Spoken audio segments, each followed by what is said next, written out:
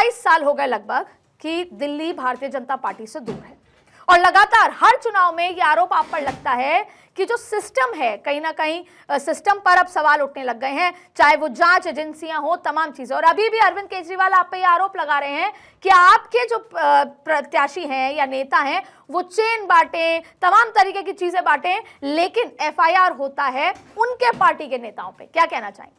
जी, मैं ये कह रहा था कि अरविंद केजरीवाल जी और आम आदमी पार्टी चुनाव हार रहे हैं और वो चुनाव जब कोई हार रहा होता है तो वो सिर्फ और सिर्फ झूठ का सहारा लेता है।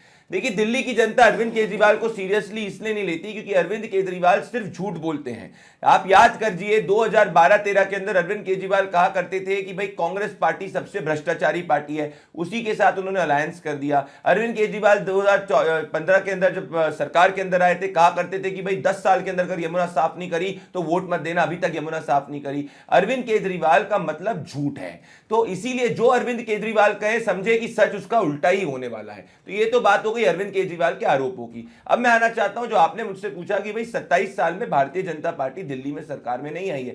बिल्कुल आप सही कह रही हैं, परंतु अगर आप 2020 का इलेक्शन डेटा देखेंगी तो 2020 का जो चुनाव था वो एक इन्फ्लेक्शन पॉइंट का चुनाव था जिसके अंदर हमारा 38.6% वोट शेयर आया था, जो अभी तक का सबसे ज्यादा वोट शेयर हमारा आया था। और अगर हम 50% भी हमारा उतना वोट शेयर इंक्रीज कर लेते हैं तो हम चुनाव जीत जाएंगे। मैं बड़ी बात यह कहना चाहता हूं, आज बहुत बड़ी बात हुई है, जो बात चुनाव की नहीं राष्ट्रीय सुरक्षा की है, और वो ये है कि दिल्ली के अंदर जो होक्स कॉल कर रहा था लड़का, उसके पिताजी एक ऐसी एनजीओ के साथ में काम करते थे जो अफजल गुरु का महिमा मंडन करती है। और अफजल गुरु का महिमा मंडल आतिशी जी जो इस वक्त टेम्पररी मुख्यमंत्री दिल्ली की, उनकी मदर भी महिमा मंडन करती थी। तो हम ये आम आदमी पार्टी से पूछना चाहते हैं कि क्या वो अब अरविंद केजरीवाल जी और आम आदमी पार्टी जब चुनाव हारता हुआ देख रहे हैं तो क्या वो दिल्ली का माहौल खराब करने का बात कर रहे हैं? और अफजल गुरु जो आतंकवादी है उस पर अभी तक आतिशी जी ने कुछ खुद नहीं बोला।